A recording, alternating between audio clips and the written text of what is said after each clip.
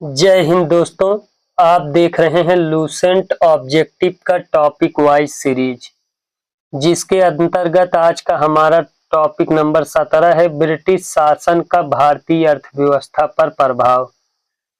चलिए हम देखते हैं ब्रिटिश शासन का भारतीय अर्थव्यवस्था पर क्या क्या प्रभाव पड़ा। प्रश्न एक दिया गया है, अंग्रेजी शासन का प्रभाव किस क्षेत्र में अधिक पड़ा। उत्तर ए हो जाएगा हमारा आर्थिक क्षेत्र पर।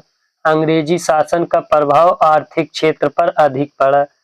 सूची एक को सूची दो के साथ सुमेलित कीजिए। सूची एक में दिया गया है ब्रिटिश उपनिवेशवाद के चरण। सूची दो में विशेषता बताया गया है। वाणिज्यिक चरण 1757 से 1813, इसमें एकाधिपत्य व्यापार व प्रत्यक्ष विनियोग का काल दिया गया है। बी औद्योगिक चरण 1813 से 1860, इसकी विशेषता मुक्त व्यापार का काल। सी दिए गया है वित्तीय पूंजीवाद 1860 से 1947, इसकी विशेषता ब्रिटिश पूंजी निवेश का काल। कोट ए हमारा सही उत्तर हो जाएगा। तीसरा प्रश्न दिया गया है, भारत में अंग्रेजों की लूट किस महत्वपूर्ण घटना के बाद शुरू हो गई थी। उत्तर ए हो जाएगा हमारा प्लासी के युद्ध के पश्चात। प्लासी के युद्ध के पश्चात भारत में अंग्रेजों की लूट की महत्वपूर्ण घटना शुरू हो गई थी। चौथा नंबर प्रश्न दिया गया है, ब्रिटिश काल में भारत में निम्नलिखित में से किस भू राजस्व व्यवस्था को नहीं अपनाया गया। उत्तर डी हो जाएगा दहसाला व्यवस्था। दहसाला व्यवस्था को नहीं अपनाया गया था। 5 नंबर प्रश्न दिए गया है, भारत में प्रथम रेल लाइन निम्नलिखित में से किसने बिछवाई थी। उत्तर सी हो जाएगा हमारा जॉर्ज क्लार्क व लॉर्ड डलहौजी। Lord Dalhousie. 6वां नंबर प्रश्न, भारत से ब्रिटेन की ओर संपत्ति के अपवाहन का सिद्धांत किसने प्रतिपादित किया था। उत्तर भी हो जाएगा दादा भाई नौरोजी ने।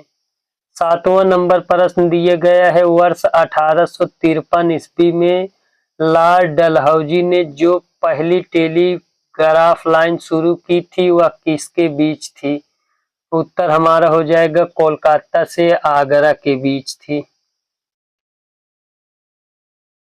उत्तर डी हमारा सही उत्तर हो जाएगा, ऑप्शन डी।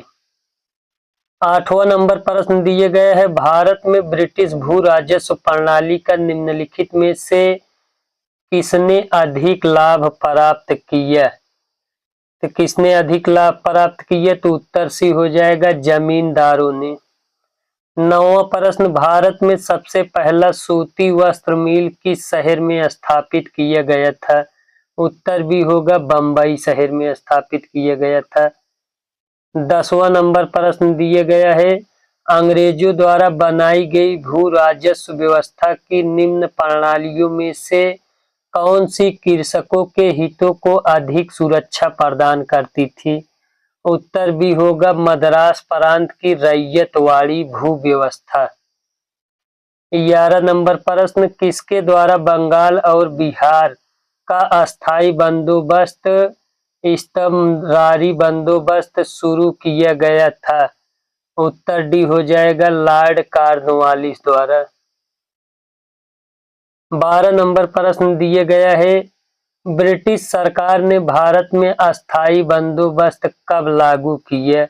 उत्तर भी हो जाएगा 1793 में। रैयतवाड़ी व्यवस्था कब लागू की गई थी, तो रैयतवाड़ी व्यवस्था 1820 में। ऑप्शन सी हमारा सही उत्तर हो जाएगा। 14 नंबर प्रश्न, पहली बार औपचारिक रूप से महालवाड़ी प्रथा कब लागू की गई थी। उत्तर डी हो जाएगा 1822 ईस्वी में। अस्थायी बंदोबस्त जिन क्षेत्रों में लागू किए गए उनमें शामिल हैं, तो उनमें कौन कौन से शामिल हैं, तो पहला बंगाल, दूसरा बिहार, तीसरा उड़ीसा, चौथा मद्रास के उत्तरी जिले, 5वां बनारस। इनमें से सभी शामिल हैं। उत्तर डी हो जाएगा हमारा 1, 2, 3, 4 एवं 5।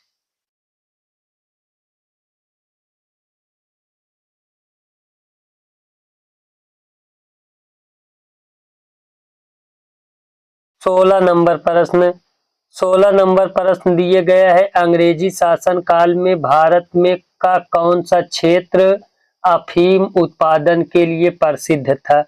ऑप्शन ए सही हो जाएगा बिहार। 17 नंबर प्रश्न दिए गया है, 18वीं सदी में बंगाल में वस्त्र उद्योग के पतन के लिए उत्तरदायी कारण था?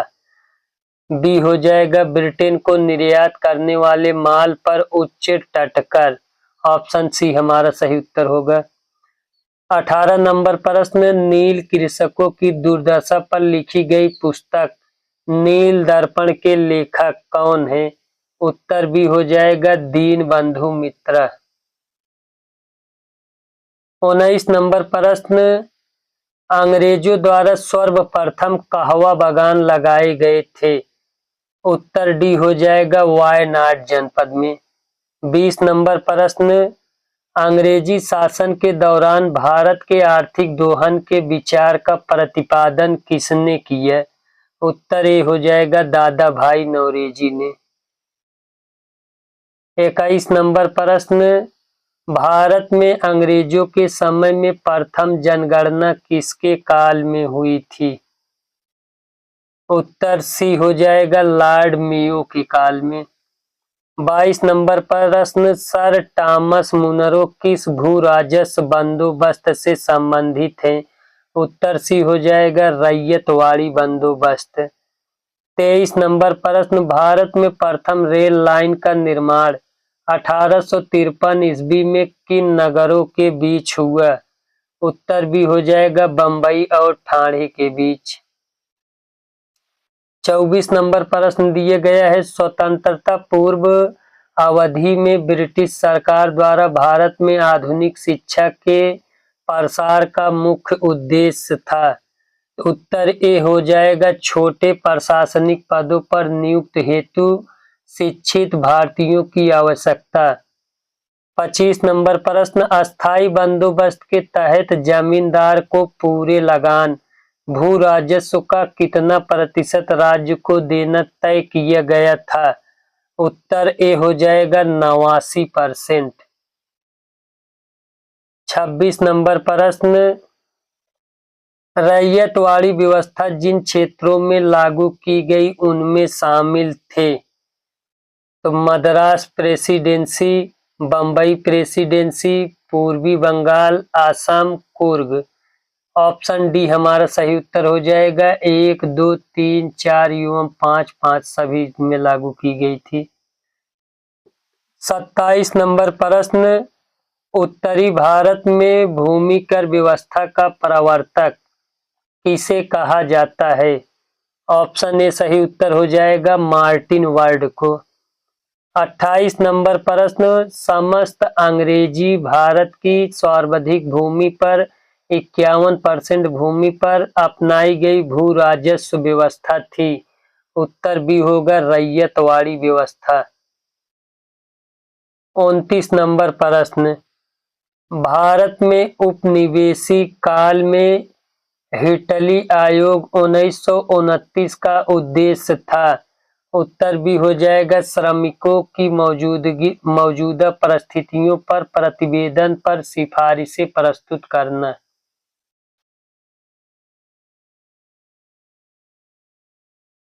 30 नंबर प्रश्न देखते हैं, भारत में भारतीयों द्वारा 1881 में स्थापित हुआ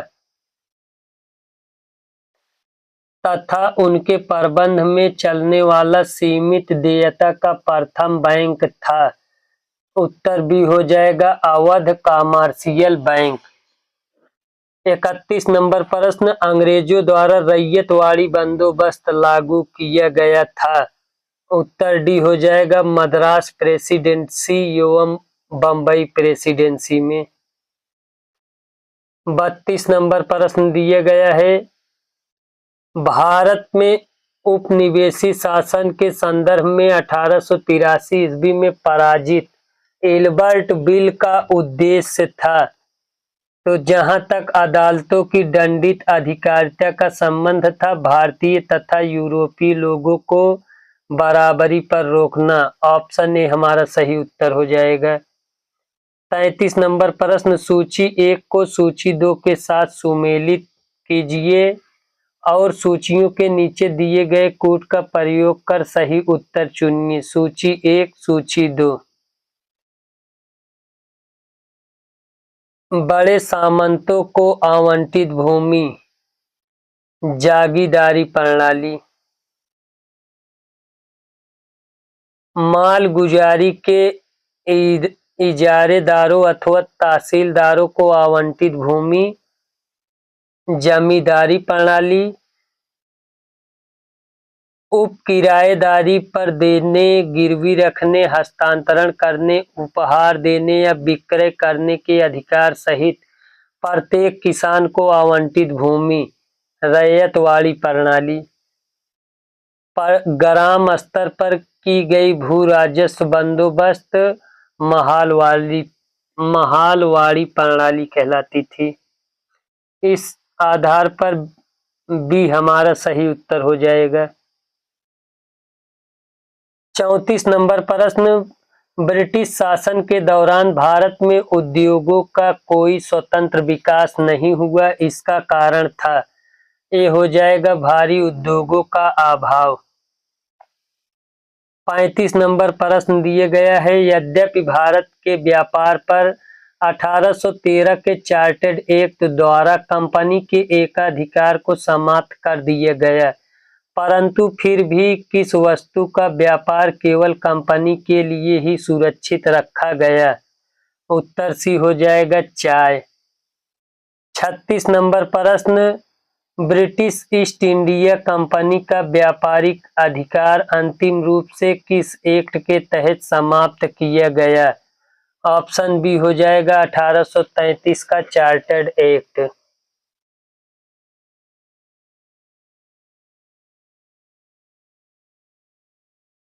37 नंबर प्रश्न, अस्थाई बंदोबस्त 1793 के अंतर्गत जमींदारों से अपेक्षा की गई थी कि वे खेतिहरों को पट्टा जारी करेंगे। अनेक जमींदारों ने पट्टा जारी नहीं किए, इसका कारण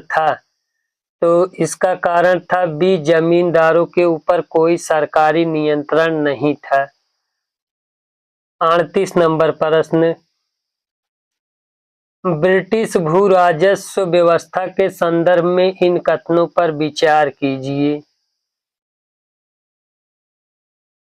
अस्थाई बंदोबस्त के तहत सरकार ने जमींदारों से हमेशा के लिए लगान निश्चित की है, इसी कारण इसे अस्थाई बंदोबस्त कहा गया। सही है। रैयतवाड़ी व्यवस्था के तहत सरकार ने रैयतों से लगान निश्चित की है, इसी कारण इसे रैयतवाड़ी व्यवस्था कहा गया, ये भी सही है। तीसरा, महालवाड़ी व्यवस्था के तहत प्रत्येक खेत के आधार पर भू राजस्व निर्धारित नहीं किया गया, बल्कि प्रत्येक महाल जागीर का एक भाग के अनुसार निश्चित किया गया, इसलिए यह व्यवस्था महालवाड़ी व्यवस्था कहलाई, ये भी सही है। तो कूट डी हमारा सही उत्तर हो जाएगा, 1, 2 और 3। 39 नंबर प्रश्न, सुमेलित कीजिए। भू राजस्व व्यवस्था, उससे संबंधित व्यक्ति। अस्थाई बंदोबस्त, अस्थाई बंदोबस्त से Cornwallis, Charles grant, John Shore संबंधित थे। रैयतवाड़ी व्यवस्था से Captain Read, Thomas Munro, Elphinstone संबंधित हैं। महालवाड़ी व्यवस्था से होल्ट, मैकेजी, मार्टिन बर्ड संबंधित हैं। कूट ए हमारा सही उत्तर हो जाएगा। 40 नंबर प्रश्न, महालवाड़ी व्यवस्था जिन क्षेत्रों में लागू की गई थी उनमें शामिल है।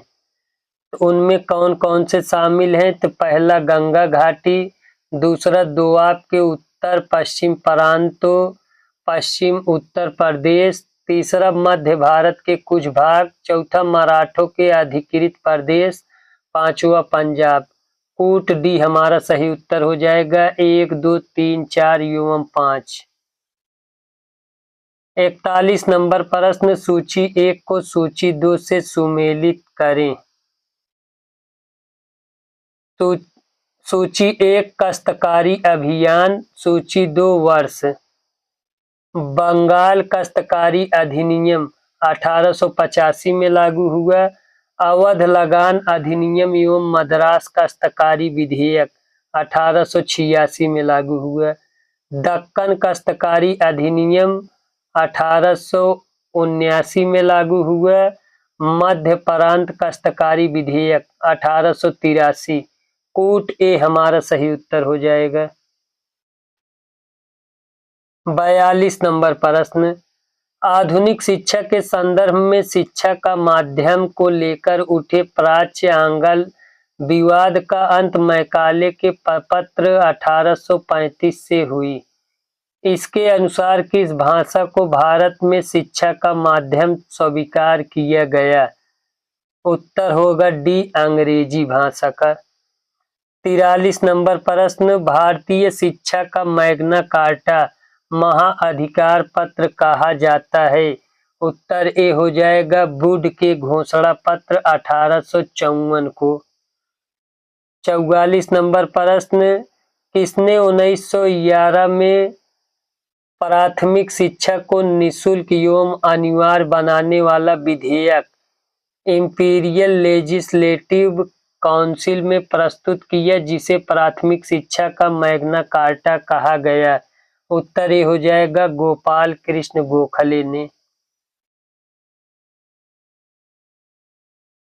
45 नंबर प्रश्न, शिक्षा से संबंधित आयोग समिति की पहचान करें। हार्टोग समिति 1929, ये शिक्षा से संबंधित है। लिंडसे आयोग 1929, ये भी सही है। सप्रू समिति 1934, ये भी। सार्जेंट योजना 1944, ये भी। उत्तर डी हमारा सही हो जाएगा। 1, 2, 3 एवं 4 सभी। 46 नंबर प्रश्न, किस सिद्धांत का यह अर्थ था कि शिक्षा समाज के उच्च वर्ग को दी जाए और इस वर्ग से छन छन कर शिक्षा का प्रभाव जनसाधारण तक पहुंचे? तो उत्तर ए हो जाएगा अधोमुखी निस्यंदन सिद्धांत के तहत। 47 नंबर प्रश्न, भारत में आधुनिक शिक्षा का जन्मदाता किसे कहा जाता है? ऑप्शन ए सही हो जाएगा चार्ल्स ग्रांट को। 48 नंबर प्रश्न, हिंदू कॉलेज कलकत्ता 1817 जो कि पाश्चात्य पद्धति पर उच्च शिक्षा देने का प्रथम कॉलेज था, जिसका धार्मिक शिक्षा से कोई संबंध नहीं था, की स्थापना किसने की? ऑप्शन ए हो जाएगा डेविड हेयर ने। 49 नंबर प्रश्न, भारतीय दस्तकारी उद्योग के पतन के कारण थे। तो भारतीय दस्तकारी उद्योग के पतन के कारण अंग्रेजों द्वारा भारतीय बुनकरों के तैयार माल को कम से कम मूल्य पर लेना, दूसरा अंग्रेजों द्वारा कच्चे माल पर नियंत्रण, तीसरा इंग्लैंड में आयात की जाने वाली वस्तुओं भारतीय वस्तुओं पर भारी आयात कर। उपर्युक्त में से सभी डी हमारा सही उत्तर हो जाएगा। 50 नंबर प्रश्न दिया गया है, भारत में अनौद्योगिकरण या प्राक औद्योगिकरण की अवधि थी? उत्तर हो जाएगा बी 1800 से 1850 ईस्वी। 51 नंबर प्रश्न दिया गया है, भारत में आधुनिक उद्योगों की स्थापना कब आरंभ हुई? उत्तर डी हो जाएगा 1850 ईस्वी में। भारतीय बुनकरों की दयनीय हालत पर किस गवर्नर जनरल ने टिप्पणी की? इनका दुख दर्द समूचे इतिहास में अतुलनीय है। कपड़ा बुनकरों की हड्डियों से भारत की धरती सफेद हो गई है। उत्तर भी होगा विलियम बेंटिक ने। 53 नंबर प्रश्न दिया गया है, बैप्टिस्ट मिशनरियों की त्रिमूर्ति जोशुआ मार्शमैन, विलियम कैरी एवं विलियम वार्ड ने श्री रामपुर को अपना कार्य क्षेत्र चुना, जिस कारण उन्हें श्री रामपुर त्रयी के नाम से भी जाना गया। यह श्री रामपुर स्थित है, तो श्री रामपुर बंगाल में स्थित है। ऑप्शन ए हमारा सही उत्तर हो जाएगा। 54 नंबर प्रश्न, भारत में रेलवे के निर्माण के कारण थे। तो भारत में रेलवे के निर्माण के कारण ये दिया गया है, ब्रिटिश उद्योगों में उत्पादित वस्तुओं की तेजी से खपत एवं ब्रिटिश उद्योगों के लिए भारत के विभिन्न भागों से कच्चे माल की आपूर्ति, ये सही है। बी दिया गया है, विस्तृत भारतीय साम्राज्य को एक राजनीतिक प्रशासनिक सूत्र में आबद्ध करना, ये भी सही है। तीसरा दिया गया है, आंतरिक विद्रोह व बाह्य आक्रमण के दौरान सेना का तेजी से आवागमन, ये भी सही है। उत्तर डी हमारा सही हो जाएगा, उपर्युक्त सभी। 55 नंबर प्रश्न दिया गया है, किसने भारत में रेलवे की स्थापना को आधुनिक उद्योग का अग्रदूत जननी की संज्ञा दी। उत्तर भी हो जाएगा, कार्ल मार्क्स ने। 56 नंबर प्रश्न, पहली आधुनिक पटसन मिल स्थापित हुई। रिसरा बंगाल में। ऑप्शन ए हमारा सही उत्तर हो जाएगा। 57 नंबर प्रश्न, पहले आधुनिक लोहा इस्पात उद्योग की स्थापना कहाँ हुई। तो बिहार में। ऑप्शन ए हमारा सही उत्तर हो जाएगा।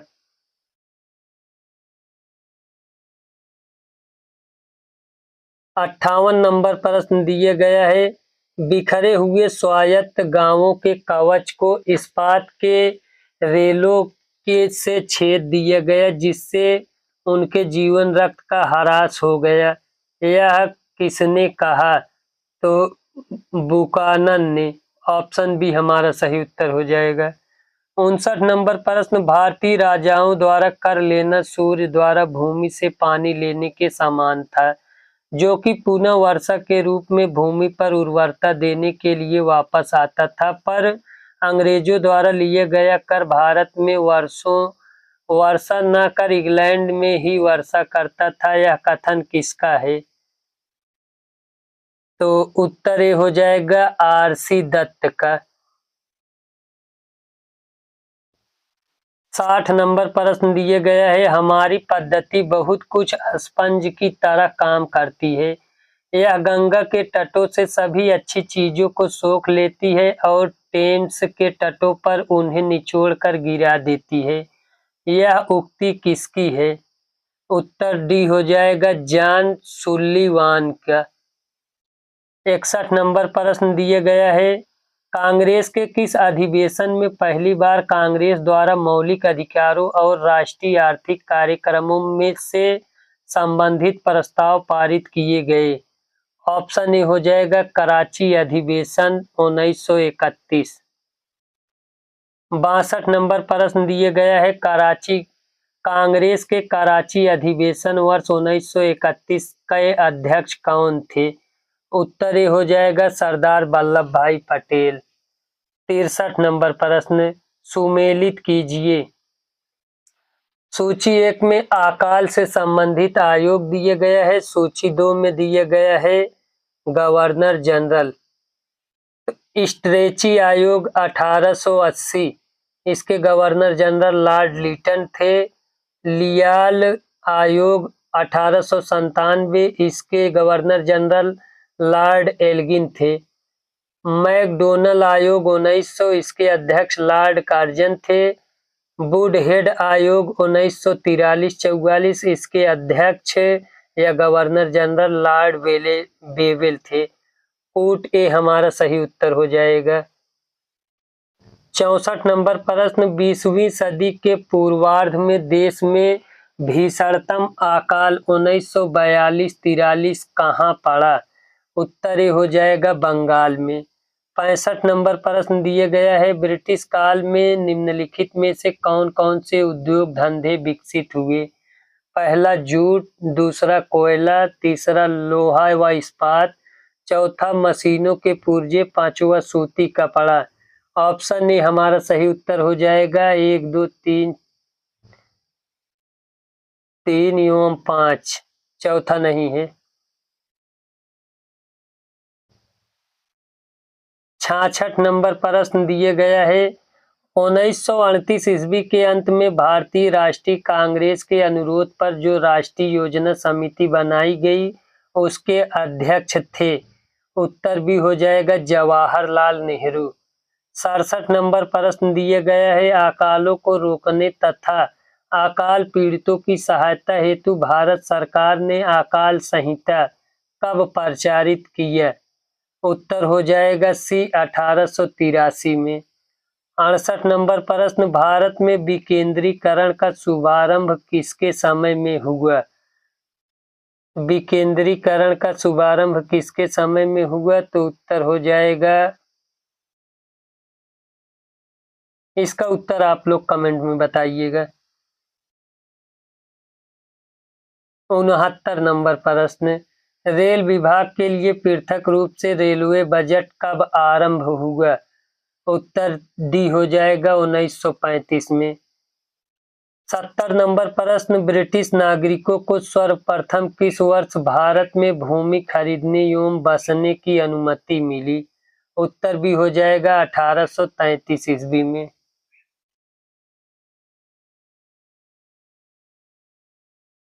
71 नंबर प्रश्न the economy history of India के लेखक कौन थे। उत्तर भी हो जाएगा रमेश चंद्र दत्त। 72 नंबर प्रश्न भारत में इस्पात का उत्पादन सर्वप्रथम कब प्रारंभ हुआ। उत्तर भी हो जाएगा 1913 में। 73 नंबर प्रश्न अंग्रेज घुसपैठियों ने भारत में करधे का तोड़ डाला और चरखे को नष्ट कर दिया, यह कथन किसका है। उत्तर डी हो जाएगा कार्ल मार्क्स का। 74 नंबर प्रश्न दादा भाई नौरोजी ने अंग्रेजों द्वारा किए गए किस कार्य को अनिष्टों का अनिष्ट की संज्ञा दी। उत्तर सी हो जाएगा धन के निकास का। 75 नंबर प्रश्न यह कथन भारत और इंग्लैंड के आर्थिक हित प्रत्येक क्षेत्र में टकराते हैं किसका है। उत्तर सी हो जाएगा जवाहरलाल नेहरू का। 76 नंबर प्रश्न poverty and un British rule in India के लेखक कौन है। उत्तर हो जाएगा हमारा ए दादा भाई नौरोजी। 77 नंबर प्रश्न भारतीय अर्थविदों में शामिल है, तो भारतीय अर्थविदों में Dadabhai Naoroji, R C. Dutt, M G. Ranade, D N. Gadgil, Gopal Krishna Gokhale, K T. Shah, इनमें से सभी कूट डी हमारा सही उत्तर हो जाएगा, ये सभी शामिल हैं। 78 नंबर प्रश्न दिए गया है सर थॉमस हॉलैंड के सभापतित्व में भारतीय औद्योगिक आयोग का गठन कब हुआ। उत्तर सी हो जाएगा 1916 ईस्वी में। पहला औद्योगिक सम्मेलन किस वर्ष आयोजित किया गया। उत्तर सी हो जाएगा 1907 ईस्वी में। 80 नंबर प्रश्न 1925 में सरकार द्वारा गठित भारतीय आर्थिक जांच समिति के अध्यक्ष कौन थे। उत्तर डी हो जाएगा एम विश्वेश्वरैया। 81 नंबर प्रश्न निम्नलिखित में से किसने भारत के अंग्रेजी उपनिवेश नियंत्रण की आलोचना में अन ब्रिटिश रूल पदावली का उपयोग किया था। उत्तर सी हो जाएगा दादा भाई नौरोजी ने। 82 नंबर प्रश्न भारत में प्रथम रेलवे लाइन किस ब्रिटिश गवर्नर जनरल के समय में बिछाई गई। उत्तर ए हो जाएगा लॉर्ड डलहौजी के। 83 नंबर प्रश्न दिया गया है निम्नलिखित में से कौन सा एक भारत में ब्रिटिश उपनिवेशी शासन का परिणाम नहीं था। उत्तर डी हो जाएगा भारतीय सामंतवाद का विनाश। 84 नंबर प्रश्न दिया गया है 1813 से पहले ब्रिटिश द्वारा निम्नलिखित में से कौन सा उपाय भारतीयों का आर्थिक रूप से शोषण करने के लिए नहीं अपनाया गया था। उत्तर डी हो जाएगा मुक्त व्यापार नीति। 85 नंबर प्रश्न को देखते हैं।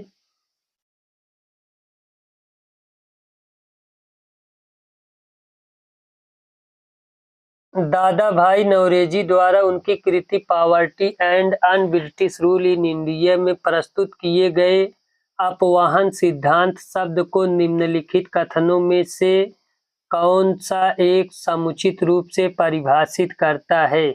उत्तर ए हो जाएगा कि भारत की राष्ट्रीय संपत्ति या कुल वार्षिक उत्पाद का एक हिस्सा ब्रिटेन को निर्यात किया जा रहा है, जिसके लिए भारत को कोई महत्वपूर्ण प्रतिफल नहीं मिलता था।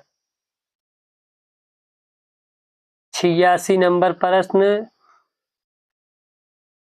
भारत में उपनिवेशी शासनकाल में होम चार्जेस भारत से संबंधित दोहन का महत्वपूर्ण अंग था। निम्नलिखित में से कौन सी निधियां होम चार्जेस की संगठक थी? तो पहला, लंदन में इंडिया ऑफिस के भरण पोषण के लिए प्रयोग में लाई जाने वाली निधि, ये सही है। दूसरा, भारत में कार्यरत अंग्रेजी कर्मचारियों के वेतन तथा पेंशन देने हेतु प्रयोग में लाई जाने वाली निधि, ये भी सही है। तीसरा, भारत के बाहर हुए युद्ध को लड़ने में अंग्रेजों द्वारा प्रयोग में लाई जाने वाली निधि, ये भी सही है। तो हमारा उत्तर डी हो जाएगा। 1, 2 और 3 सभी सही हैं। 87 नंबर प्रश्न। किस कंपनी ने सर्वप्रथम भारत में रेल सेवा प्रारंभ की? तो किस कंपनी ने भारत में सर्वप्रथम रेल सेवा प्रारंभ की? हमारा उत्तर हो जाएगा great Indian peninsular railway. Option D हमारा सही उत्तर हो जाएगा। 88 नंबर प्रश्न दिए गया है, रैयतवाड़ी बंदोबस्त के संदर्भ में निम्नलिखित कथनों पर विचार कीजिए। पहला दिया गया है, किसानों द्वारा लगान सीधे सरकार को दिया जाता था, सही है। दूसरा, सरकार रैयत को पट्टे पर देती थी, ये भी सही है। तीसरा, कर लगाने के पूर्व भूमि का सर्वेक्षण और मूल्य निर्धारण किया जाता था, ये भी सही है। ऑप्शन सी हमारा सही उत्तर हो जाएगा। 1, 2 और 3 सभी सही हैं। आज का सेकंड लास्ट प्रश्न देखते हैं। निम्नलिखित कथनों पर विचार कीजिए। दादा भाई नौरोजी की भारतीय राष्ट्रीय आंदोलन को सर्वाधिक प्रभावी देन थी कि उन्होंने इस बात का अभिव्यक्त किया कि ब्रिटेन भारत का आर्थिक शोषण कर रहा है, ये सही है। दूसरा, उन्होंने प्राचीन भारतीय ग्रंथों की व्याख्या की और भारतीयों को आत्मविश्वास जगाया, ये गलत है। तीसरा, उन्होंने सभी सामाजिक बुराइयों के निवारण की आवश्यकता को सर्वोपरि जोर दिया, ये भी गलत है। तो कूट ए हमारा सही उत्तर हो जाएगा, केवल 1। आज का लास्ट प्रश्न देखते हैं। ब्रिटिश ईस्ट इंडिया कंपनी ने चाय के व्यापारिक एकाधिकार को खो दिया। उत्तर हमारा सी हो जाएगा, 1833 के चार्टर्ड एक्ट द्वारा। यहीं पर हमारा वीडियो समाप्त होता है। वीडियो देखने के लिए धन्यवाद।